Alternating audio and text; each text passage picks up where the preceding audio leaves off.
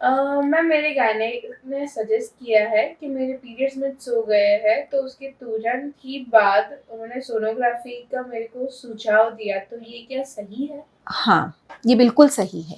देखिए, ये बहुत बड़ा कंफ्यूजन है कि पीरियड्स मिस होते ही, प्रेगनेंसी कंफर्म होते ही पहली सोनोग्राफी कब करानी चाहिए? क्या तुरंत करा लेनी चाहिए या थोड़ा रुक के करानी चाहिए? तो देखो, एज अ गायनेक मैं पिछले 15 साल से प्रैक्टिस कर रही हूँ, तो मैं एज अ गायनेक बोलूंगी यस, करानी जरूरी है।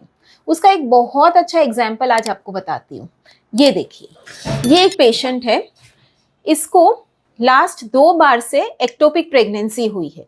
एक्टोपिक प्रेगनेंसी क्या है? जब ट्यूब में प्रेगनेंसी रह जाती है। ये माँ के लिए बहुत खतरनाक चीज है, उसके लिए जानलेवा भी हो सकता है। तो ऐसे केस में एक बार एक्टोपिक प्रेगनेंसी रही है तो दोबारा भी ट्यूब में प्रेगनेंसी रहने की शक्यता बढ़ जाती है। ऐसे पेशेंट्स को स्पेशली पीरियड मिस होते ही सोनोग्राफी करानी चाहिए। ये देखिए, ये मैंने जब देखा है, उसके पीरियड मिस होते ही पेशेंट आ गई है हमारे पास, तो ये गर्भाशय के अंदर मुझे छोटा सा जेस्टेशन सैक या प्रेगनेंसी का प्रत्यारोपण दिख रहा है। सो मैं अब टेंशन फ्री हो गई हूँ कि ये प्रेगनेंसी गर्भाशय के अंदर ही है, ट्यूब के अंदर नहीं है। साथ में मैंने उसकी दोनों ट्यूब्स भी देख ली हैं। ये एक साइड की ट्यूब, ये दूसरे साइड की ट्यूब, दोनों ट्यूब्स क्लियर हैं। इसका मतलब ये प्रेगनेंसी एक्टोपिक तो नहीं है। ये बहुत रीअश्योरिंग होता है डॉक्टर के लिए भी और पेशेंट के लिए भी। अब मैं उसे स्ट्रेस फ्री होके घर भेज सकती हूँ। अब यही पेशेंट मेरे पास 1 हफ्ते बाद आई है, तब उसमें हम